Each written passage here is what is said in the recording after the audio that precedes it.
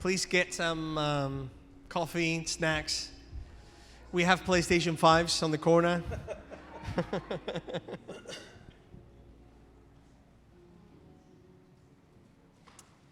Well, thank you so much for being here. This is the Conversation Coalition.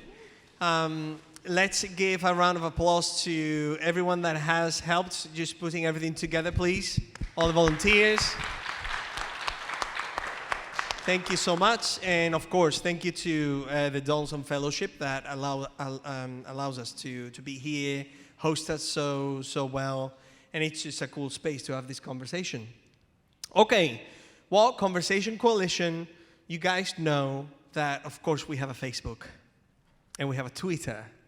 We have a Twitter, and we have social media, X, whatever, and then we have newsletters. So if you guys would like to be informed about future Conversation Coalition's events, I think there's a table there. You can sign up.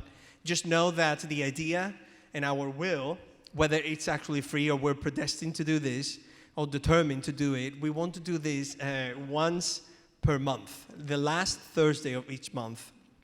So, today we're going to talk about evil and suffering on earth. Yes. Yeah, that's a great topic. We actually thought about, should we talk about not only Earth, but the solar system? But since we don't know much about this, what's going on there, we wanted to keep it humble. You haven't been visited by aliens? Yes. So, but yeah, one thing I would like to say about this particular event is this.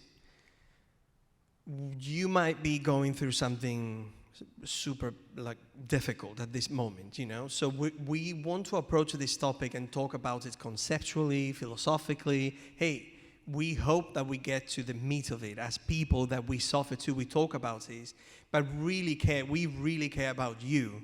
So just know that we're trying to keep all those things in mind. But we truly are sorry if you're going through something. But we want to talk about the topic and just be free and, expose our weaknesses as people as we talk about it too. So thank you for your patience with that. My name is Pedro Garcia. We have here, please, a round of applause for John Michalak and Elliott Martin. We're going to have a discussion, and then there's a Q&A, which my respect to speakers, even when I'm there.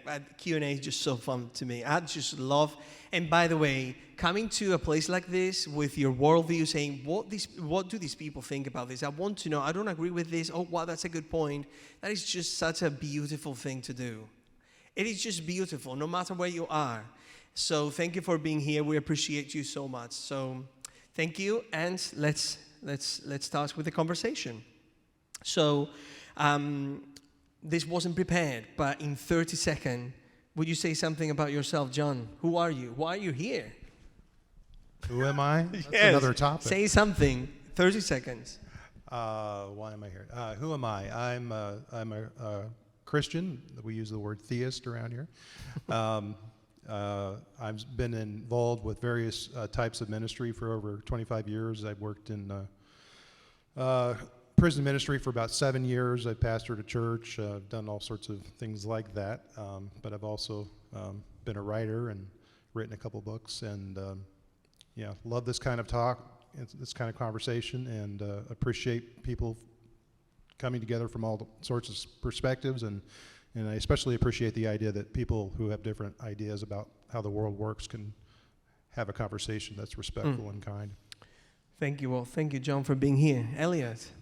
Yeah, I am an atheist, non-believer, secular humanist, theological non-cognitivist. There's a lot of words. I'm somebody who doesn't believe in a deity of any kind. I'm somebody who doesn't believe in the supernatural of any kind. I don't follow a religion or anything like that.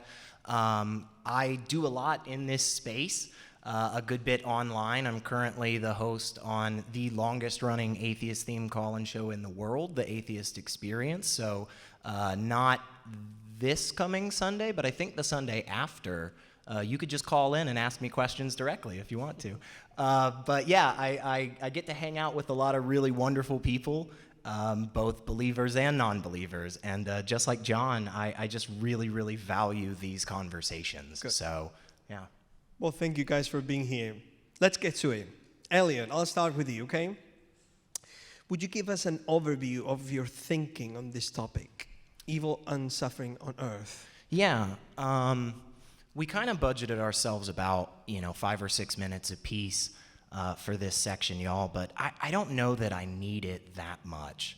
When I talk about evil, when I talk about good and bad, right, what I'm doing is I'm giving a description to actions or consequences, behaviors, ideologies, right? Just the things around us that happen get described based on a pretty simple concept that we all understand, at least in part, and more importantly, a concept that we all utilize when it comes to moral decisions, which is this really nebulous concept of well-being.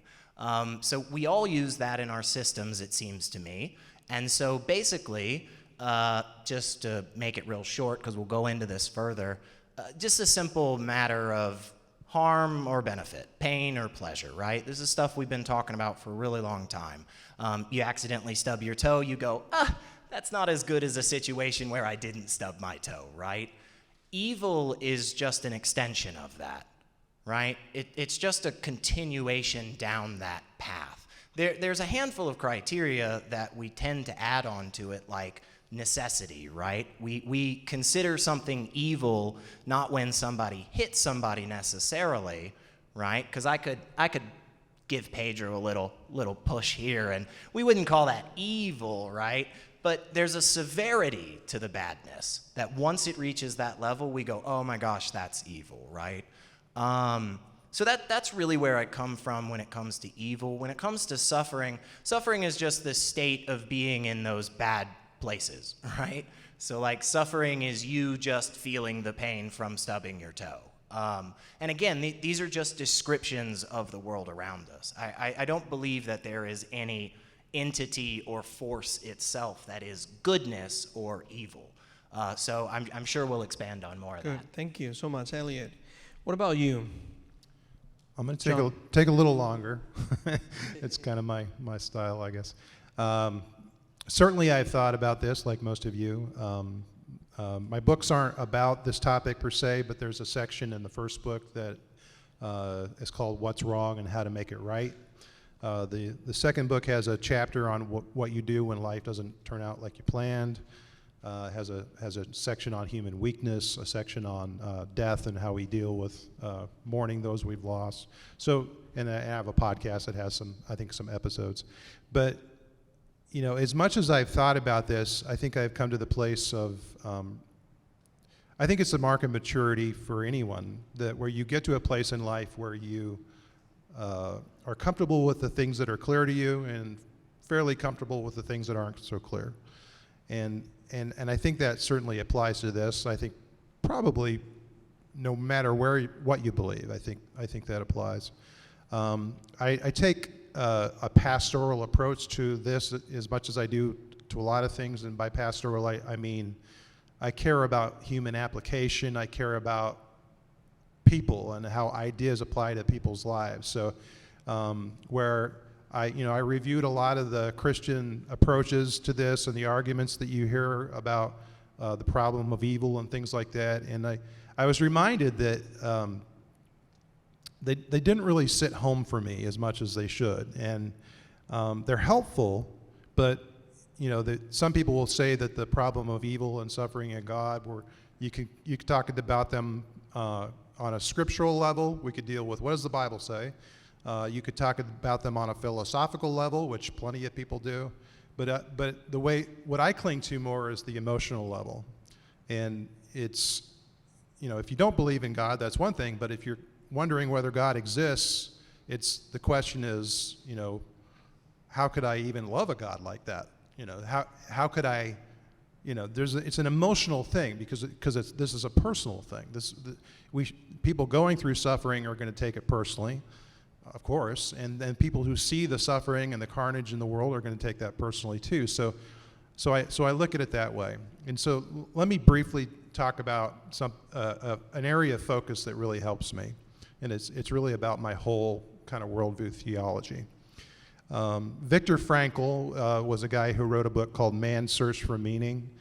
I love the book. I haven't read it recently, but in the book he has a quote that I really love. And he says, "He who has a why to live for can bear with almost any how." He who has a why to live for can bear with almost any how, a reason to live. And so he wasn't so much focusing on the question of why suffering, why evil. He was focusing on why even be alive in a world that has so much evil. And he had a good reason to ask this. He went into the concentration camps. He was a Jewish Austrian in World War II, and he, unlike most people, survived. One of the reasons that he survived was his why. He had a reason to just not give up from day to day. And he talks about different whys in the book. But the thing that I really clung to the most was the why of his wife. He and his wife went into the camps, but the Nazis would separate the families. And one of the things that kept him alive was the hope that his wife was still alive. If there was even the remotest possibility that there was somebody out there who he loved and who he could love in return, he had a why. He had a reason to live. So his why was a who in this case. And so when I think about looking at the world in the face of suffering and just again, down to the brass tacks of why even live, what's my purpose, what's my meaning, my why is more of a who. And I think a lot of us are like that if we just strip away everything, the most important thing in life usually is our relationships, our family, our friends, and that kind of thing. And so I asked myself the question, if the most important thing in life, the thing that gives my life the most meaning is relationship, personal relationship, then is it possible that the source of life itself is both personal and relational? And so, again, I hear all these conversations that are very helpful in many ways, but the thing that I think I most cling to in a time of questioning and suffering is that basic foundation. And for me, that starts with the existence of God and Him being personal and relational. Interesting. Well, thank you. I think you touched a little bit on this, but how would you define evil and suffering? And likewise, what do you think are the origins of evil and suffering, Elliott? Yeah, I did kind of touch on this in the overview. I think it's a description of the world around us, and I can break that down a little further as we have some back and forth. But I think on its face, it's pretty easy for all of us to understand, right? If we're sifting through a bunch of papers and we accidentally get a paper cut, I don't think any one of us here thinks the paper is evil, right? We think it was a bad situation that, good gosh, wouldn't it be awesome if it was different? Yeah, sure, right? But when we add certain criteria, and I think that criteria tends to be things like agency. So oftentimes when we discuss, morality or philosophy in general, we have this conception between an entity that, at least theoretically, seemingly has the ability to make a choice, right? Again, if I trip over this carpet on the way out of here tonight, nobody's gonna go, man, that carpet was evil, bro. No one's gonna feel that way, right?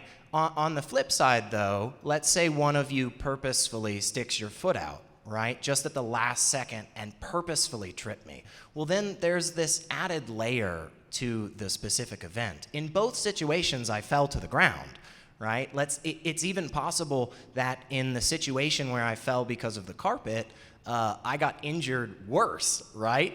But again, it's that other little bit of criteria of that agency that seems to push it further into what we consider evil. And again, I really just think it's a description at the end of the day. The origins of, I also think is actually pretty simple. Again, my approach to these discussions is one where I say, it seems to me we're all actually trying to play the same game. It's just that for some reason, some of us aren't playing the rules to the full extent, or we just don't want to follow the rules that we say we want to follow, right? Or sometimes it's just a matter of we're just not aware of everything, right? Like we're trying to play the game, but we don't have enough knowledge, and so we can't actually follow the rules. But yeah, again, that comes back to well-being, and I think the origins of all of this, the origins of goodness, badness, evil, suffering, pleasure, all that stuff is just reality. It's just the state of the world around us. There are consequences when certain actions happen. And again, our description as an agent, we get to then go, oh, here's a label for that experience. That seemed bad. That one seemed worse. That one seemed evil. So, yeah. Okay. We'll go to a back and forth, but Want to please. do back and forth, or Yeah, no, me please. introduce mine? Yeah, please. first? Go ahead. How would you define evil and suffering, and what do you think are the origins of evil and suffering? Then we'll start. Yeah. Yeah, I want to talk about similarities, but at first blush, I feel like we're on some different ground. Oh, yeah. So I saw the movie Oppenheimer recently. Didn't go see Barbie. I love the movie Oppenheimer. It was a long movie, but Robert Oppenheimer was one of the chief guys behind the invention, the development of the atomic bomb, and so the U.S. and the Allies, they wanted to win the war. They didn't want Germany to have the bomb first, so they had this huge race to try to develop it, and then they ended up bombing Japan. But one of the most fascinating things to me about the movie was that this guy who had spent so much time and had so much joy just cracking into the secrets of the universe, I believe it was when they first tested the bomb and saw what it could do, he immediately regretted doing it. And again, this is my interpretation, but I think he probably regretted doing it is because he realized that mankind had tapped into something in the universe that was beyond them, that they really had no business messing with. Now, have there been good things about nuclear power and energy? Yes, but I think what he saw was they had moved to a place where their wisdom and mankind's wisdom and maturity and foresight, all these things, and then not to mention different people's lust for power and things like that, made this a very dangerous thing. and so I take that back to the Christian story and the story of Genesis, where Christians believe that was where evil and suffering probably began. That Adam and Eve in the garden were offered a couple of different lies, and by lies I don't mean pure lies. They were given some half-truths. I think most of us don't fall for lies. We fall for things that have some truth to them. So they were told that they would be wise, that they would have their eyes opened and have wisdom. They would have a knowledge of good and evil, and people debate what that means. And that in doing so, that they would not surely die. There would be no consequence. And so that it was a half-truth, because when they ate of the fruit, their eyes were open, but what they realized was that they were naked. And I think that is a literal truth, perhaps, but also a figurative thing. Because, again, back to my idea that life is relationship. And if life is relationship and life is created by God, then it's in relationship with God that life is going to work best. And so they took a level of autonomy and initiative that maybe they didn't want to live totally outside of God's provision and stuff, but they wanted to kind of do their own thing. But what they realized was how naked they were as a result, that they no longer had God's covering. And so fear entered into their lives, and the instinct to hide entered into their lives. And so with that, goes the Christian worldview. Evil and suffering came into the world, and like Elliott said, evil is kind of a capstone word. We'd probably be perfectly fine saying Adolf Hitler was evil, or certainly his behavior and his thoughts and words were evil. The guy that next door that cheats on his taxes, I wouldn't call him evil, right? Maybe not doing the right thing. But Yeah, not he's evil. foolish, unwise, whatever. So there's all sorts of words that we can use under evil. And the other qualification I would make is that, you know, I maybe Christians will disagree with me, but I don't believe the Scripture teaches or experience teaches that the world is evil. There's plenty of good in the world. All human beings are created in God's image, so there's plenty of good. But because mankind decided to step outside of God's provision and live apart from God, they received the consequences of suffering. I think suffering is a consequence of evil, whatever that is, into the world. But the fundamental belief that I take, that I think a lot of Christians take, is that it fundamentally comes from sort of the Oppenheimer thing. We're tapping into an area of knowledge that you know, it's almost like when you give your it's almost like when you give your 16-year-old the keys to the car for the first time. There's things that they know about driving, but boy, do they have a lot to learn. They don't have the maturity, they don't have the wisdom. And, you know, so multiply that by a lot. Do I really have the ability to master my life apart from God? And so not being able to do that, I think, results in a lot of evil and suffering. As always, I just hear all your comments and I just want to think about this instead of just, wow. So do you guys have any questions for each other? I do have questions, but please, yeah. Go I've ahead, got Elliot. stuff. Yeah. Because I agree. I think, you know, one thing we want to do is we want to highlight and point out the similarities. There are a lot of things that, you know, have occurred in the world that you know, will occur in the future that John and I will have no problem just totally agreeing, right? Again, always a great example, the thing that you bring up in an online argument whenever you're losing, Hitler, right? You just go to Hitler. Poor Hitler. Yeah, you know, but that was his greatest legacy, was being a YouTube comment.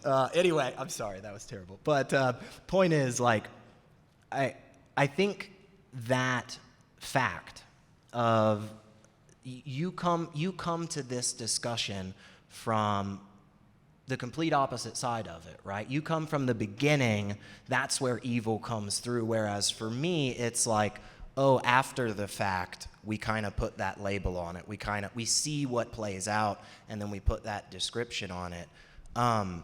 What do you think that says about both of our worldviews, if you want, ideologies, whatever? The fact that even though we come to it from such a different, like literally opposite perspectives to start, like the fact that we come to the same conclusions a lot of the times, do you think that does say anything? Like, is this the Frank Turek thing where I'm like stealing from your worldview to get that way, or is it more like what I was saying, which was like, well, we're all kind of using the same concept? Like, what do you think about that, I guess, is... Yeah, I would say I'm a high view of Scripture guy. I'm someone that, you know, trusts in the authority and the inspiration of the Bible. But I also believe that God created everything, and so it seems. And while I believe in, you know, the claims of Scripture, including many of the exclusive claims of Scripture, I still think but Scripture itself says that there's plenty of good and God's revelation, God's truths that are displayed all over the place. Anyone can walk out in the world and see it in nature, and also the fact that, you know, all people are created in God's image. So it's almost like I see it as a, you know, there are probably some bad beliefs and bad behavior. There are some good beliefs and good behavior, and then there's some better, and then there's best. The way I look at the Christian worldview is that to me it is the best explanation of the world. It's the best explanation of myself. It's the best explanation of good and evil. But that doesn't mean that you know, Elliott doesn't have a great deal of truth that he brings to the table, but I believe that it's because God created the world in such a way that He could. You know, so I don't believe it's some arbitrary, you know, accidental development of evolution or anything. I believe that God brought the good and the knowledge and all that stuff into the world, ethics and all that. And so there's definitely a universal aspect to it. But I believe the best version of that is the Christian story. What do you think, John? Just a minute or two, when Elliot was talking about this as just like, please correct me if I'm wrong, okay, Elliot? Like in terms of describing it, like it's an easy thing to describe evil. Describing evil. Yeah, there's when it comes to evil, there seems to be agency, but at the end of the day, correct me if I'm wrong. I don't want to put words in your mouth. Like it's a matter of describing what the world is. So there isn't actually a thing called evil, but something that we instantiate or something that happens. And we describe it. Do you have any thoughts from your way of things? How evil shows up? No, what do you think about his view? That it's simply just an observation of reality. Yeah. 1 minute. Yeah, in many ways I don't disagree with it. I mean, it's just an observation of the world.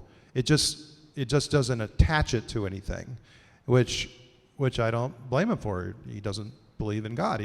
So it's I don't know. There's a whole lot I have to say. I mean, I could make statements about good, better, and best. Okay. But yeah, I don't. So I guess my question, Elliot, is where.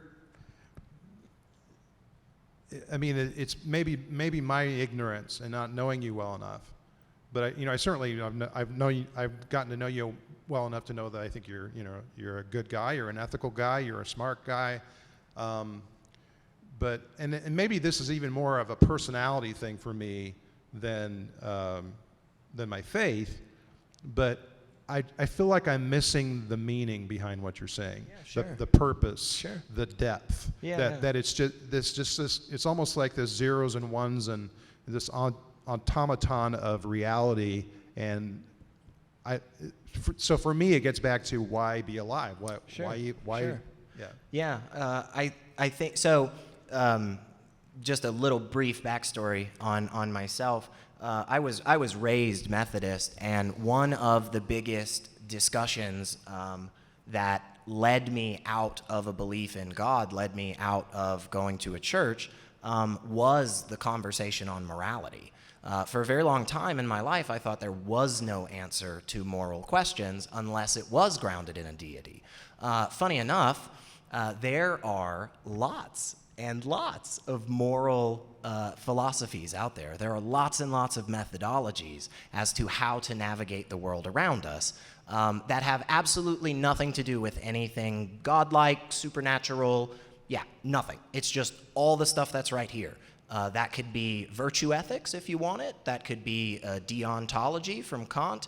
It could just be consequentialism. Like, again, my argument oftentimes is that we're all playing the same game here. Unfortunately, what has happened on the field is we've segregated ourselves into little groups, and we tell ourselves and others that the game that they want to play is only playable the way that we tell them. So I'll explain more on this because I brought it up earlier, well-being. And that's the meat of it. That's the tie it back into the world around us, right? So for whatever reason, don't need one, honestly, to follow this through logically. If you stub your toe, it hurts. Anybody in here doesn't agree with that, feel free to yell at me in the Q&A, okay? But that just is the case. That just is a fact of reality. Now, there are some people who, if we want to get real specific, there are some people who don't have nerve endings in certain parts of their bodies, right, for various reasons. And sure, it wouldn't hurt if they stubbed their toe, but we could easily come up with a scenario that is just as mundane and obvious to all of us, right? Like, for instance, any one of us getting our heads cut off seems to not be good for us continuing to live life and do fun things, right? Any one of us gets our head cut off today, we don't get to come back to another one of these awesome events. Seems bad, you know? Seems bad. That's just a fact of reality. I have a question please, for go you. ahead. So I don't know the numbers exactly, but the last time I Googled it, somewhere between 80 to the 90 percentile of the entire planet believes in a higher being of some form. Correct.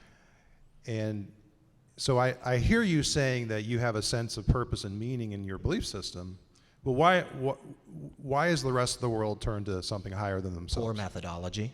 It's what? Poor methodology. So, unfortunately, we have a bad system for understanding the world around us, and we've only within a handful of years, and by a handful of years, just so everybody understands, I'm talking about like 20,000. So that's a very short time when you think about the billions of years that dinosaurs ruled this earth. But for a very long time, human beings have had an incredibly bad way of deciphering the world around us. Yeah. And there were certain things that we got to an answer that worked. It's not about being correct, actually, when it comes to perpetuating existence. And I don't just mean life, I mean existence. That's a deeper conversation. I'm sure we won't be able to get into that, but if we just focus on life, if we just focus on living things, we don't have to be correct in our understanding of the world to perpetuate the existence of us. I don't have to be correct about the color of this floor for me to still exist here and go get a snack. It doesn't actually change anything about the world around us. And so what has happened is systems have been in place that have worked. And it's only recently, again, within that like 20,000 year time frame, it's only recently that we've really started to kind of question those and push back on those and develop a rigorous methodology, right, for getting to as close to what is happening as possible. And again, in that process, I feel like what we have discovered is certain very mundane facts about us as people, right? And some of those facts include things like, this hurts, this feels good, I want this, I don't want that. And that kind of matrix, plus that added, I didn't have to push you down, right? I could have just not pushed you down, but I chose to. You didn't want that, and it hurt. That's bad, but it's also evil. I would like to, thank you for that, guys. I would like to, before going to the next question, it relates to it. So you guys have presented, you talk about methodology, you, of course, in your conversation, you assume God existence, of course, because you're a Christian. A friend, now let's bring conceptually the conversation to real life to see how your methodology and your worldview applies, as you were saying at the beginning, to actual real life. If I come to you as a friend and I say, my wife just cheated on me and I was just diagnosed with cancer, how would you, Elliott, how would you deal, according to your methodology and description, how would you comfort me? And because I'm a human being, and for you, let's imagine that I actually don't believe in God. How would something that I don't believe it's real would comfort me in a situation like this? What I'm trying to do is to bring down this to an actual human life. Because we talk about 1-0s, philosophies, syllogisms, that's okay. But I'm in front of you, I say, you know, my wife cheated on me and I was just diagnosed with cancer. I'm going to die in 3 months. Elliott. Yeah, I think that's a very good question. Because, yeah, we do sometimes in these conversations, we do get so, bird's eye view of it that we really don't know what to do when something like this happens. So this is the frustrating thing about life, y'all. And if there's anybody here that, doesn't agree with this, again, please yell at me in the Q&As. Don't yell. Yeah, well, yeah. I'm just teasing. Yeah. This is a friendly thing. Don't. But there is no one-size-fits-all answer to every situation, seemingly. That just honestly seems to be the case every single time. There are patterns, right? There are things like, hey, in general, if I'm a jerk to this random person, like I'm probably not going to be able to get my meal, probably not going to be able to order probably not going to get it on time, probably not going to be well prepared, right? So there are patterns that we see in life. But the exact same set of bullet points to navigate each different situation is just not possible. And I think that's one of the reasons I do struggle with a lot of religious concepts, is because oftentimes it feels like it is this one-size-fits-all, and if you just follow the paint by numbers, you'll get this really pretty picture. But the only problem is all the colors are totally different this time, it seems.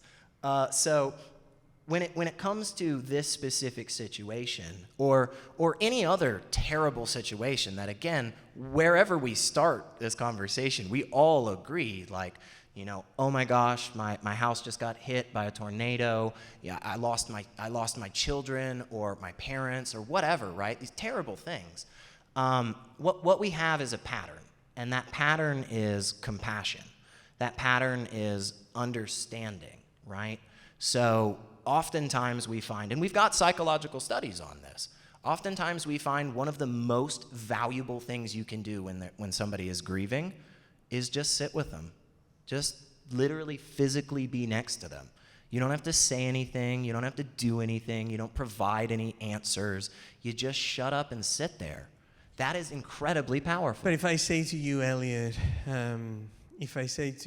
why does this happen to me? Sure. Would you answer, is it just a pattern? I'd answer you honestly, and I'd say that unfortunately it seems that we live in a world where bad things happen. I'm not sure that that's something that, again, wherever you start this conversation from, I'm not sure that's something that we disagree on. There are bad things that occur in this world, whether you believe in a God or not. That seems to be the case. And unfortunately, when we are in those situations, right, oftentimes we do want to provide people with this list of how to get out of this, how to make this better. Yeah. But again, there isn't some set bullet points that we follow every single time and it works out. But there are, again, those broad patterns. There are those things that we know are beneficial. Somebody loses a loved one, we bring them food in the South. That's what we do, right? That's beneficial. It helps them. We can see the tangible effect. They don't need to worry about cooking food, So again, there's not a perfect answer for everything, but as we've continued down this path of trying to look at the world, more in the style that I'm describing, I think that's when we've started to get those better methodologies for how to help people. And that's why the field of psychology has advanced so much. That's why we have so many people that have received such benefit from therapy and stuff. I want to ask you though, because I'm interested in your thinking, because you said 90% of people think about this, higher power, and you have described this as poor methodology. So if I were to ask you about Elliott, I'm a human being and I want to know why. So the need that people have of asking why questions when it comes to that, do you think that is part of the actual poor methodology? Because it seems that we all want to ask why questions in those moments. Not necessarily. Okay. But there is a point of absurdity, right? There is a point where we are continuing to push further and further on a subject well after everyone involved in the discussion has agreed there's no more progress to be made. That's the point at which you've been discussing with somebody for an hour and a half, and they go, yeah, but how do you know you're not just a brain in the vat? It's like, bro, you're only pulling that out now because we've passed way far down this discussion. Like, we've already gotten to such a ridiculous point now. And so asking why is definitely not inherently problematic, not in the slightest. It's the reason that we have developed these better methodologies. But simply asking why by itself will get you nowhere, because that's what a 5-year-old does that makes us all angry after a minute. Why is the sky blue? Well, did you know there actually is an understanding? It has to do with the fact that hydrogen is one of the most abundant elements in the world, and gravity, blah, blah, blah, blah, blah. But at the end of the day, some answers really are just because. Why does everything exist? Well, the answer, because it's here, actually gets us to the next step. It actually does allow us to move further. It would be awesome if we had a better answer for that, in my opinion, but nobody seemingly does. Okay. Thank you for that, Elliot. So I'm sure you have a lot to say about that. One or two but things, hey, maybe. you're about to talk, and Elliot will have a lot. But I'm just trying to connect this to the next question. So, It's a good connection. John, I didn't ask to exist. I You didn't didn't ask to I exist? just showed up in the Okay. universe. Yeah. Pain, suffering, I cry, family members pass away, I have pain everywhere, I'm scared, anxiety, depression, hypochondria, whatever. It's pain, evil, suffering everywhere. And now you say, but there's God exists, Yeah. and he's actually good. Yeah. So how, in this situation, how would you approach a person that is dealing with these questions? So it's same thing. I've been cheated by my wife, Yeah. and cheated on, and then I have diagnosed with cancer. I've been diagnosed with cancer, and then I'm dealing with these questions because you're saying that God is good. Yeah. How would you approach a conversation with me or any person that is dealing with this? Yeah. Well, let me first say that again, I agree with a ton of what Elliot just said. That what he describes is the human thing to do. It's now where we disagree is the meaning or the lack of meaning that he attaches to it. But and I do think I'm going to get to your thing, but I do think there is an issue sometimes with Christians where, because we see this hope that's ahead, because we have these beliefs about heaven and a resurrection, Jesus coming back someday, and God's going to make everything right, that we're not the best counselors sometimes when someone's going through something. Because, again, most of the time when someone's suffering, they don't need a lot of advice. Again, they need presence. Now, having said that, transitioning to the question, all this has happened, how could God be good? The reason is, even though, the biblical story is that mankind wanted to be like God, and they didn't think there was going to be a consequence. God, my assumption for how an almighty God, good God would handle that was, zap Satan, or just use your Marvel DC Comics superpowers to fix the situation and roll that way. But he didn't do that. The biblical story is that God's goodness is because he turned the tables on our expectations for what God should do. Meaning, he didn't detach himself from a suffering world, he entered into it. And so the goodness of God is that I get is, again, it's back to, and again, I agree with Elliot, I'm going to drive myself crazy asking why. But my why is ultimately found in a who. And so it's we're talking around a situation, because what would I say if somebody were in that situation? If they literally asked me about the goodness of God, I might share some of this, but I would be very sensitive to the fact that they're in pain and they're not really ready to do a theological discussion, No, but this person wants it. They want the answer. Yeah. So to They're me, crazy like us. They like having these conversations. Yeah. Okay. I would demonstrate the goodness of God first by doing what I think God did through the person of Jesus Christ. That he wasn't detached. We wanted to be God. He became man. We didn't think we were going to die. He died. He entered into our suffering.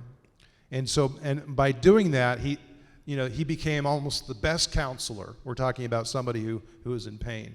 The person that I want around me when I'm in pain is somebody that, one, just shows up. And so Jesus offered less answers than he offered his presence on earth. But also somebody who has been through what I've been through. They identify it. We have people who counsel us who don't get what we've gone through. Jesus he didn't just suffer on the cross. He suffered throughout his whole life in many ways. But we also don't want somebody around here who is just going to be down in the dumps with us and just suffer with us. We want somebody who can walk us through that suffering to some place of wholeness and healing. And that's what Jesus did too. He did miracles. He offered words of comfort. He reached out to people who were outcast. So, I mean, I wouldn't maybe explain all this, and again, it depends on the moment, but what exactly I would say to this person. But to me, the goodness of God is that he invested himself fully in the eradication of evil and suffering by sending his son and having his son experience all the suffering that the world has, at least in a collective sense, and experiencing all the senselessness of an unjust death, so that he could bring suffering's final completion. And again, the thing that I even personally don't shy away from is trying to point someone to what's out there, whether it's heaven or resurrection, or you might die, but these are things that I believe. But what I want in that moment of suffering is to understand that somebody's there, somebody cares, and that's my description of God and why God is good. It almost, and just in case y'all can't tell, John and I have hashed some stuff out over a few hours and some food and stuff, because we just genuinely enjoy having these conversations. So I might take it someplace here that seems a little bit weird, but I swear it makes sense to us. I will try. It almost sounds like, and I know I won't say this perfectly, but I'd love your feedback on it. It almost sounds like that in your view, without the suffering of Christ, without God coming down into the flesh, sacrificing himself and so forth, that really goodness would be curtailed a lot. Like we potentially even to the point that it wouldn't exist. Is that too far on my part? Does it make sense what I'm asking? What is the meaning of curtail? New word for me. Oh, like cut short. Oh, wow. Yeah. That's amazing. Yeah, I always say the first 2 chapters in the Bible are about the good, the creation. The rest of the Bible is about fixing the problem. That God immediately had a plan for restoration, and He did it in such a way that is as far above my head as nuclear physics are. Probably a lot further than that. But yeah, I don't think it curtails goodness. But it has a long view. I heard recently that hope is a long story. While it's not an eternal story, however the expansion of time between Genesis and Revelation it's a long story, and it's beyond me. So God chose a way to address this progressive resolution towards restoring the ultimate good, whenever that's going to occur, by taking suffering and evil's best blow. Rather than doing the superpower thing, he swallowed death whole, by letting it swallow him, is how I've heard it. And so, yeah, I don't know if we're getting into some deep stuff. No, here. I know that was a okay. really good clarification. No, though, it's okay. Yeah, it is interesting because I'm listening to you guys, and I go, and it almost feels like they live in different worlds. And then I said to myself, Pedro, that's the definition of worldview. That's the And I definition. said, oh my gosh. So this is the type of conversations I'm having. No, but it is super interesting. Thank you for sharing all of that. One more question before we go to Q&A. Unfortunately, we won't Are be we really able to. at that? I know. It is. Oh my God. So It is fast. almost. It is almost Christmas. I don't know with these things. Time goes so fast. I didn't get you anything. But the Q&A is also good, So, Elliott, can we find purpose in pain? And related to this, is there any hope in the world given the presence of evil and suffering? What Yeah. would you say, last things about Yeah. the topic? Both answers, yes. Again, to just kind of take a bird's eye view for a second, this is what the utilitarians call a higher pleasure.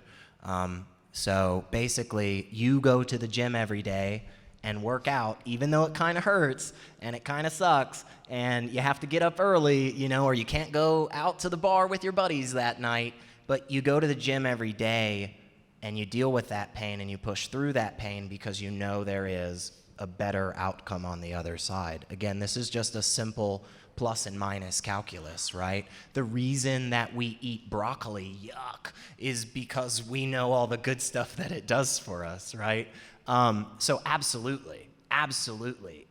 In fact, I'll be really, really quick on this. There's an old story that I heard when I was a child, and it's about this king who really upsets this magical fairy in the forest, and the fairy curses the king's son. But the curse is one that everybody in the town says, my gosh, that's the greatest thing ever. The fairy gave the son the ability to never struggle at any new task. Every single time he picked up a new task in his life, he would be the best at it instantly. And the king says, you have cursed my son to the worst life imaginable, because it is that joy of working for something. It is that struggle of us taking time to study physics and then go, oh my gosh, I get it now.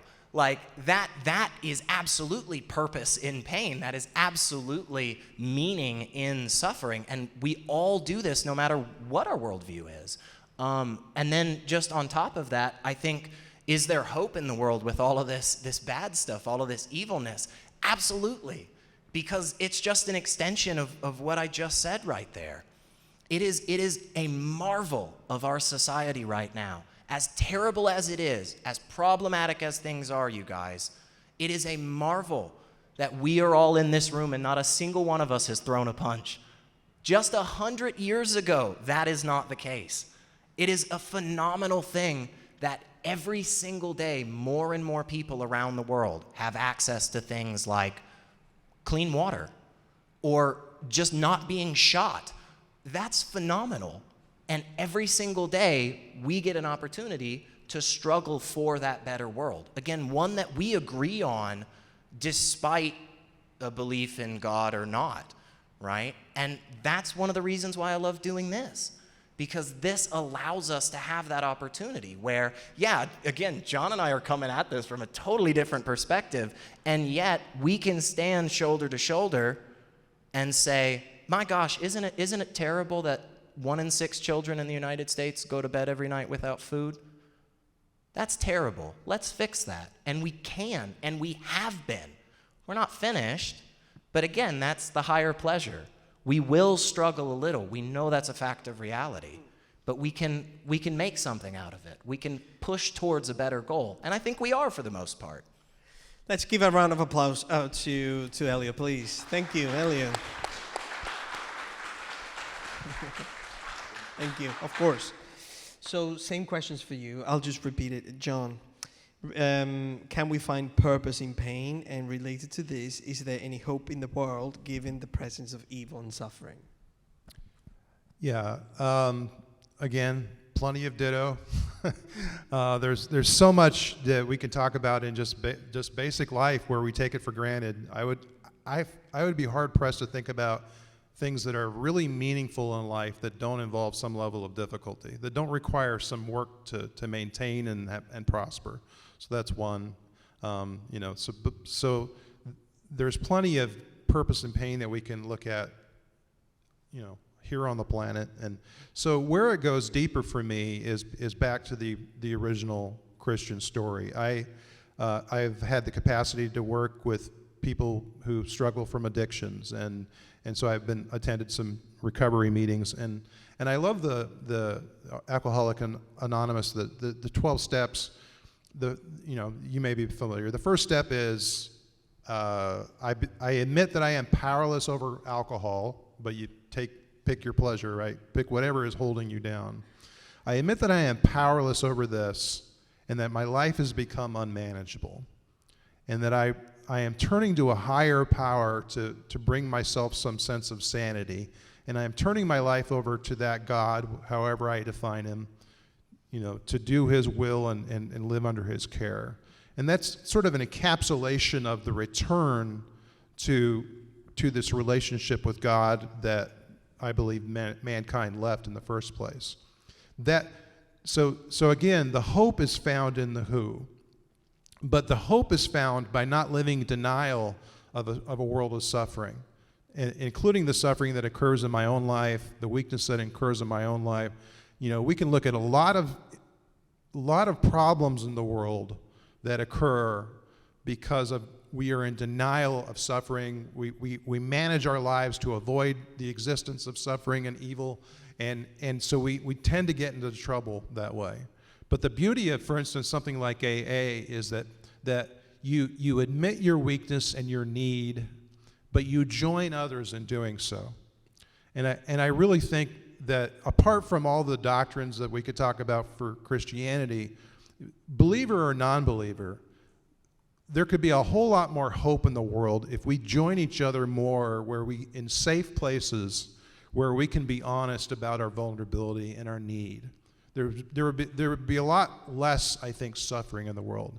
And that in itself that withness is a solution, right? Just being with people that get it, but also walking with people towards some form of healing and wholeness and restoration. That is a hope that I personally believe comes from the history and the story and the behavior of Christ. But I think it's something that believer, non-believer can do together, and that's where I think that's where I would take it. Okay, well, let's give it a round of applause, please. Thank you, John, so much. Well, thank you, guys. Thank you, Elliot. Thank you, John. Yeah, this is fascinating. Just thinking about some of the things, so cool. Okay, well, it is time for you to shine. And now we go to the Q&A session. And just remember, ask your question. You can contextualize your question a little bit if you want to, but try to keep it short and to the point. Hey, when we finish here, approach Elliot or John. As soon as I finish, I'm going to run away from here. No, but if you want to approach them and just have a conversation, do that. But this session is more like back and forth, so that's why I'm asking you to do that. And I would invite you, Elliot and John, to give answers that are on point, okay? So we give the audience time to ask as many questions as possible. So thank you for this. And we have our friend, Aaron. Thank you, Aaron, so much. So anyone has a question for Elliot or John? I see these. This. What's your name? I'm Hudson. That was loud. Thanks for coming, Elliot. I had a lot of time, especially when I was in high school, just watching stuff like this. So I think it's really cool and beneficial. I guess my question's kind of two-part. The first question's pretty simple, but if there was a God, so as a Christian, you believe that the God of the Bible is the God of, he rules over science and also transcends science. So if you believe, or if a God like that transcended science, so if the God that a Christian believed in did exist and transcended science, could they then, or could that God then accomplish the things that were said in the Bible? Like, would you believe that if that God transcended science, he could accomplish those things? Yeah, potentially. Okay, so I guess, and this isn't like an attempt to corner or anything like that. No, please corner me. I guess, no, I guess my curiosity would be, if that God existed and decided to do those things above science, and then decided to allow some people to see it at certain points in their life and give them the chance to know him, what would it take for you to believe in the God of the Bible if the evidence that you have right now, obviously the evidence that you have right now does not lead you to believe that. Sorry, I'll wrap it up. Okay. What would it take for you to believe in the God of the Bible if he transcends science? Yeah. Okay. So just real quick to explain a little bit on the first one, potentially was my answer, because I think, unfortunately, there's still a lot that is very fuzzy. And so what we're doing is we're in the same ballpark of anybody else positing anything. If that's the case, if you have 5 different potential options that are all equally weighted, you don't have an answer. None of those can possibly be the answer because you have 4 other competing hypotheses that are just as equal. With that being said, though, in general, the methodology that I use in terms of evidence is the same everywhere. And that's what I suggest we all do. I suggest we do our best to try to apply the exact same steps in every aspect of our life. So for instance, I accept that John drove here. I actually have not seen John's car tonight. It is possible that it's not out there, but I accept that he drove here. That methodology that I use to get to that acceptance is the same methodology that I use that leads me to not accepting a deity, right? So essentially, reliable, testable, repeatable information, right? That doesn't mean that it is empirical. It doesn't have to be something that can be touched or, felt or looked at or whatever. But it is the exact same set of criteria always. So. Well, thank you so much for the question. Thank you, Elliot. Okay, more questions. Yes. My name is Scott. This is for Elliot. You talked a lot about things being evil and good. You reject the Bible, right? Right. So my question to you is then, how do you decide what is good? What is your standard for goodness? Yeah, just back to what I was talking about, well-being. What is your standard for well-being? The same standard you use. If you burn your hand on a stove, is that good or bad? That's bad. I would agree. There we go. We're using the same standard because it hurts. It hurts us, right? And so when things hurt us, yes, it's a subjective thing. Something may hurt me more or less than it hurts Pedro, but it does hurt both of us. And because of that fact of reality, we can then go to another fact of reality, which is, I don't want to hurt Pedro. I'm okay with back and forth, but let's do only 2 minutes. But I'm okay. Yeah. You can, if you want 2 more questions, but we're gonna do only 1 or 2 minutes. You have anything else, Scott? Yeah. If you have you're still not really answering my question. Sure. The standard of goodness. C.S. Lewis said you can't have any idea what a crooked line is unless you know what a straight line is. I just disagree with that is the problem. I think that's very problematic to go that route. So a lot of people will say that evil is the privation of good, right? It's the lack of goodness. But then you're still in the same boat. All you've done is you've kicked the can down the road a little further. So now we don't need to explain what evil is, but now you still need to explain what good is. So we're back to the previous question, where we have 4 different hypotheses that all seem to have no reason to pick any one of them over the other. But the one that we both agree on, that's the one that I'm sticking with, because it's the one that we both agree on. And unless we have a good reason to go further from there, then I don't see how we're being logical. Scott, one last comeback, and we'll leave it there. Okay. Well, there are lots of things, good and evil, philosophically, that are not physical things. I would disagree. You would disagree? Let's leave it there. I would say all of existence is physical. Thoughts are still physical. They're just a subcategory of physicality. Let's leave it there. Thank you, Scott. And please, I'm sure that Ellie would Those are love very to good have questions. Yeah, Very good questions. to have the conversation. Yeah, Please. please. That is good. Back and forth is okay, as long as we respect each other. We are within a framework of time that respects other audience members. It applies to speaker and audience, to everyone the same. Okay, but that was very good. I would like to attend that conversation with Scott and you. Okay, so more questions, please. I want a question that goes for John this time. You are asking to John a question? No?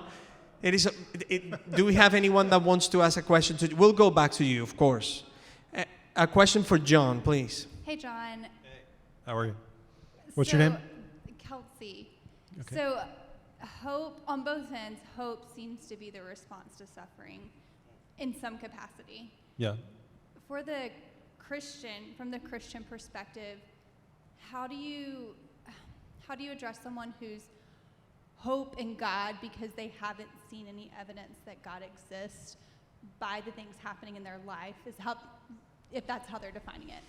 How do you talk to someone about hope when they've lost that hope in God? Because that tends to be where you go, is hope in God, right? True. Where Elliott tends to go hope in humanity, you tend to go hope in God. So how do you address someone who's not really seen the evidence of God, but they would, they grew up in the faith or something like that, but just So hope is kind of lost?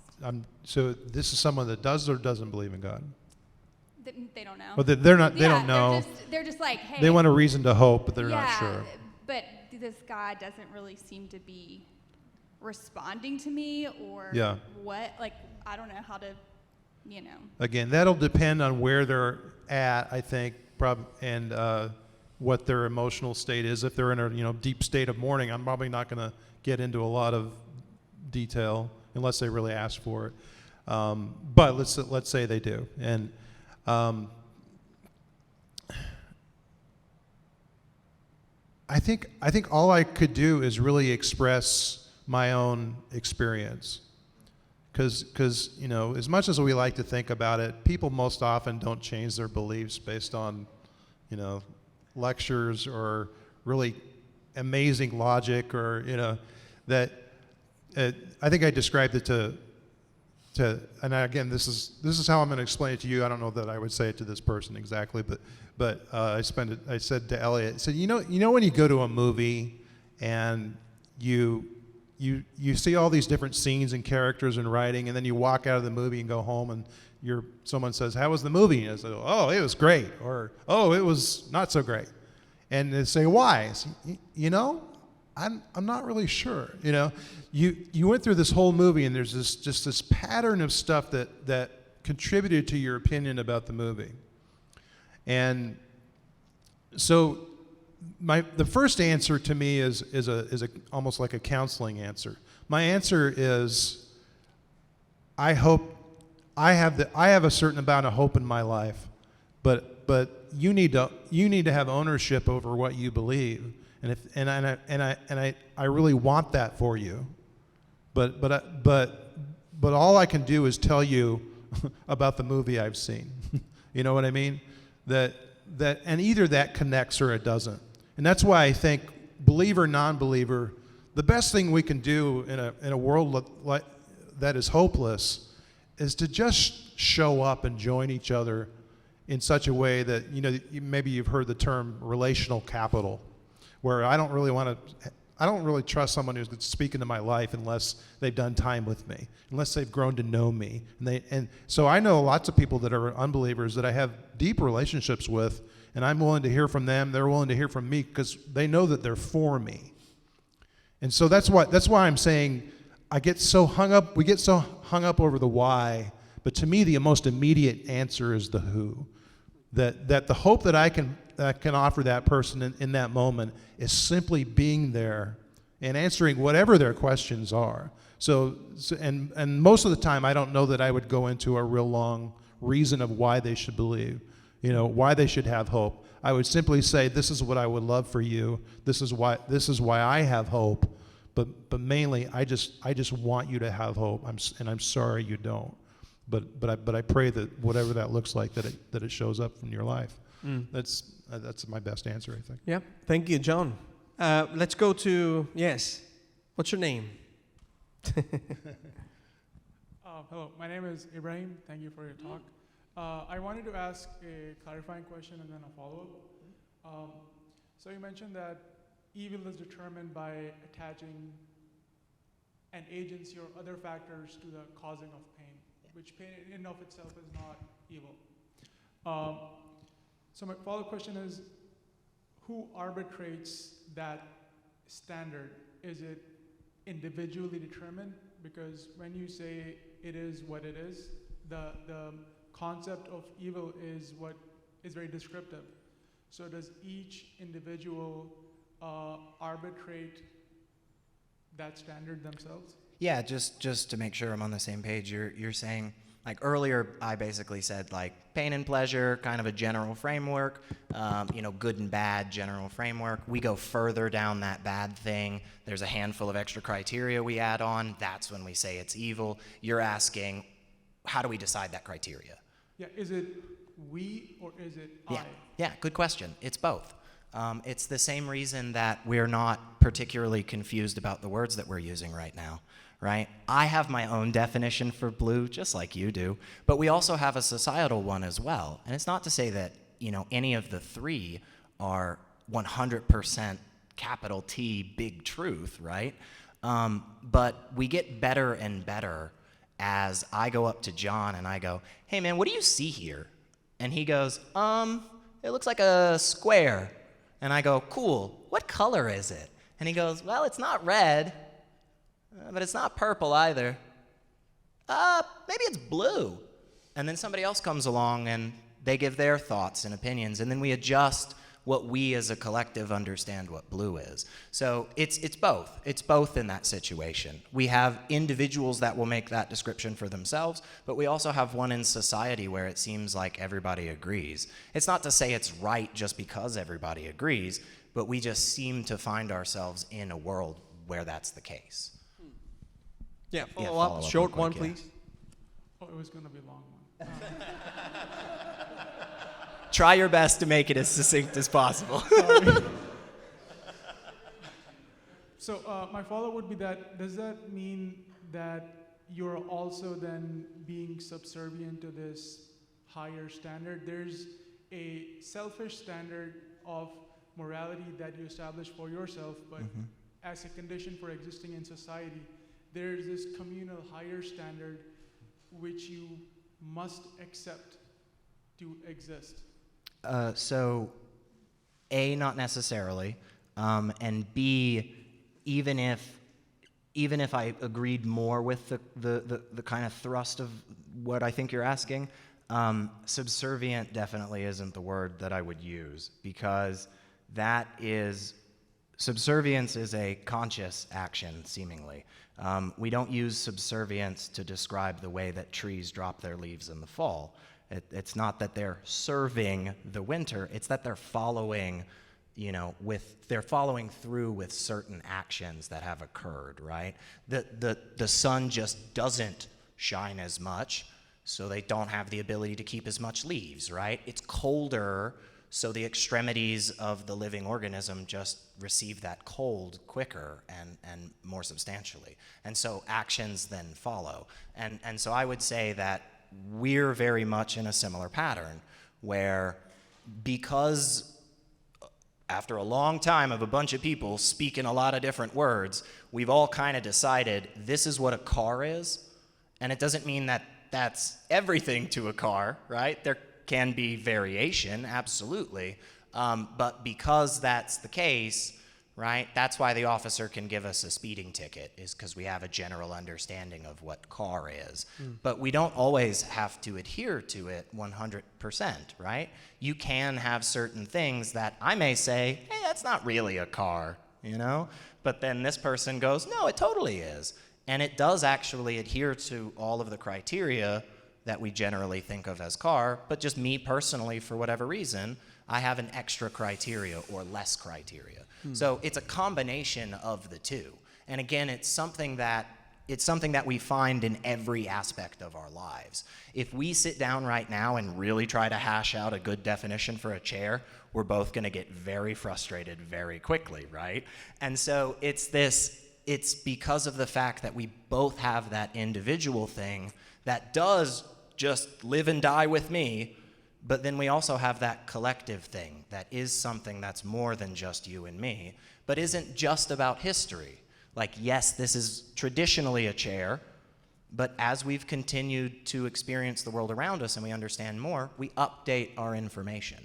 So yeah, I hope that clarifies a little at least. So Well, thank you so much for the question. If you want to talk to Elliot later, Please, please, afterwards, please. because that's a good conversation, man. Thank you so much for the question.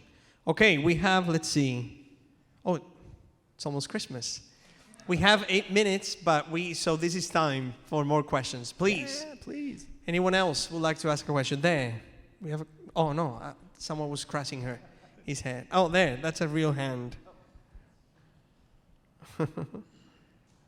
What's your name?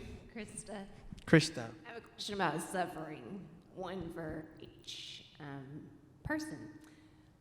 I'll start with John.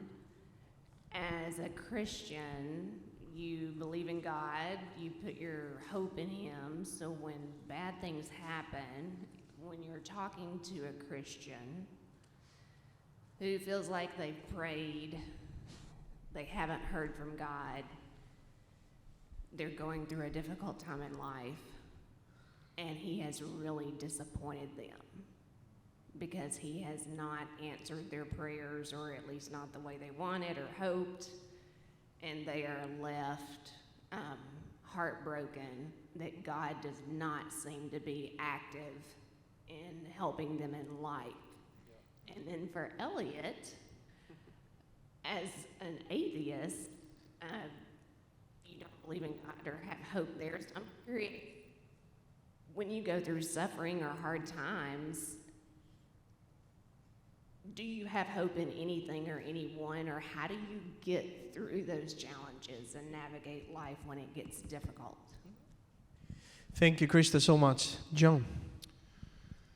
Yeah, in some ways it gets back to the earlier answer that I gave, that somebody who's in that deep level of hopelessness, I don't know that I want to spend a lot of time lecturing them about the meaning of life, but again, just assuming that the fact that they haven't heard from God, the fact that things haven't shown up in the way they wanted to, I would first join them in that sadness and mourn with them. But, and then as I walk through them, again, we're kind of talking about these in the moment time, what would you do?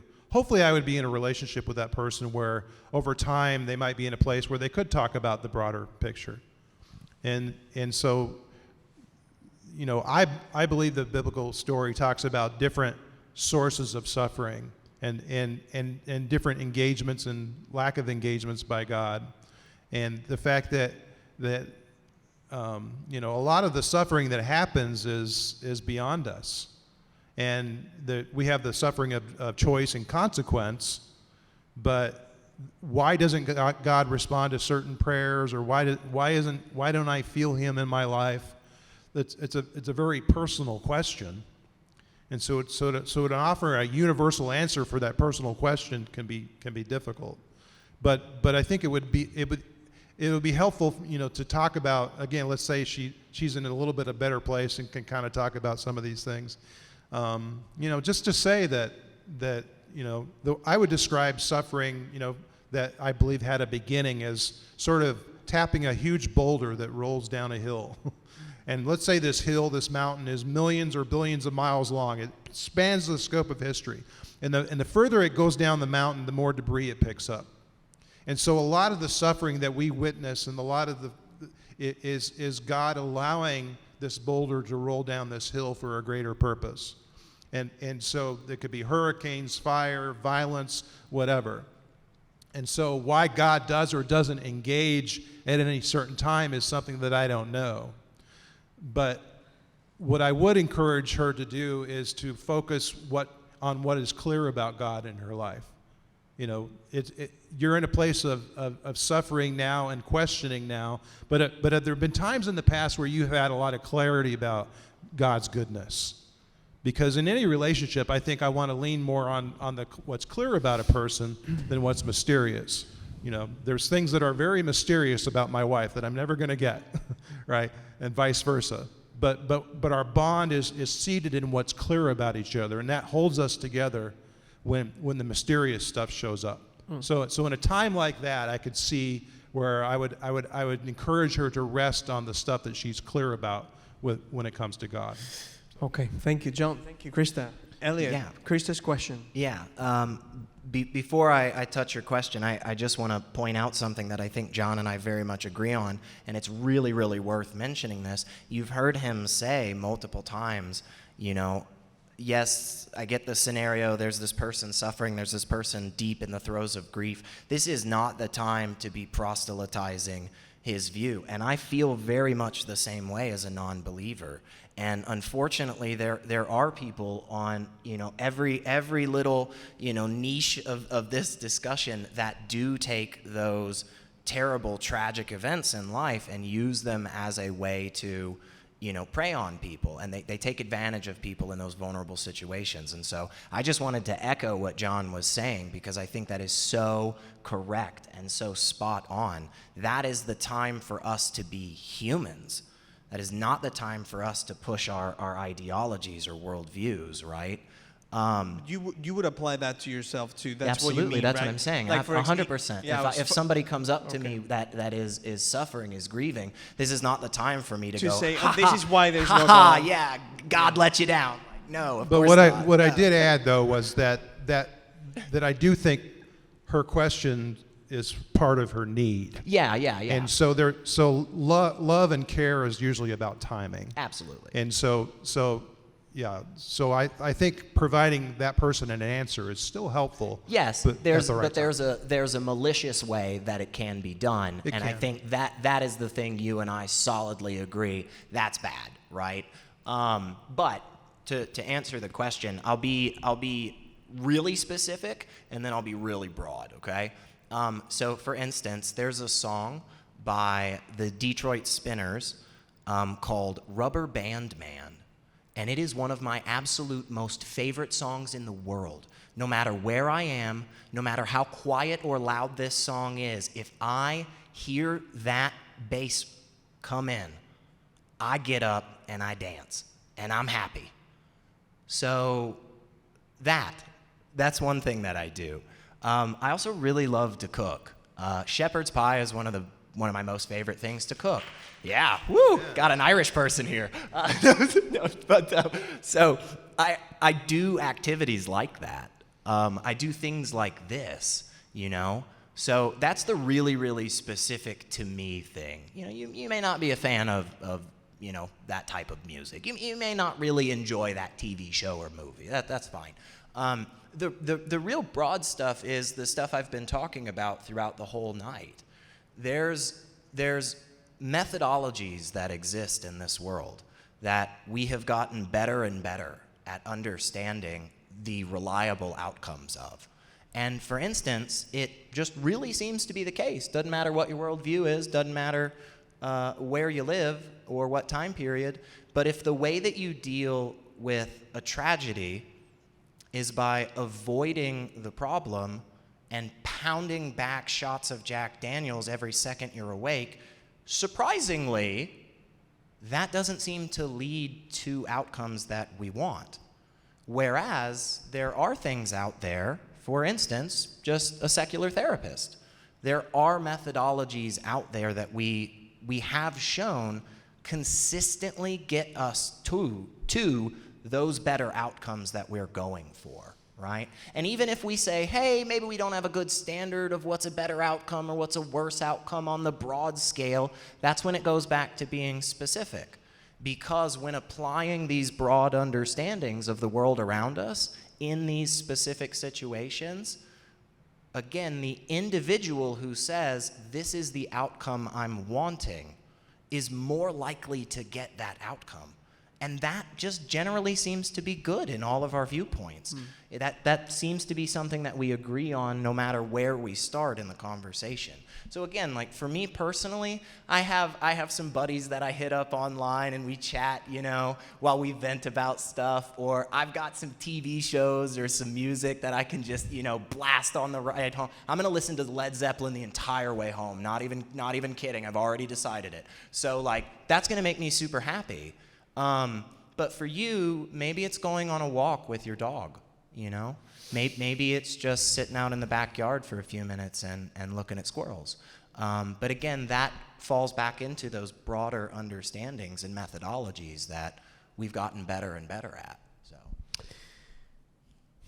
we're done, aren't we? Well, yeah, it's just good conversation, good questions. Thank you so much. It is hard to always, being a moderator, you could say thank you, but how could someone close an event like this where we're talking about something as deep and personal? I hope this helps. I was just thinking about both of you talking, and I said, I guess we would agree on this together, which is such a weird thing that it's actually suffering what makes us learn. What a weird world this is. That's why I think we need to understand what the best ways of dealing with suffering are. Mm-hmm. That's why I harp so much on that, is because, it does seem, again, just a fact of the world, there is suffering. But it also seems to be the case that, like, some of it is really good sometimes. And because of that, we have to figure out a way to deal with this that gets us to the best outcome. Suffering is good. This is another conversation. That's it. Clip that. Next We're done, month. folks. No, that is a... But yeah, I'm very thankful that you guys are here. Thank you for your questions. As I said before, if you guys want to hear more about what's coming up, actually, I can tell you, next month we're going to be here. We're going to have a conversation about, can you be good without God? Is that the title? And for that, we have Tim there and Gary are going to be the speakers, and we'll working on a moderator. And then we have another one coming at Lipscomb University. It's going to be about science. And I think Elliot and I are going to butt heads. One has a lot of hair. This one has no hair. Interesting to see. But just very thankful that you guys are here. Please get some more snacks. Sign up for the newsletter if you want to, of course. Approach the speakers to have conversations. And thank you for spending tonight with us. Thank you so much. This is applause for you.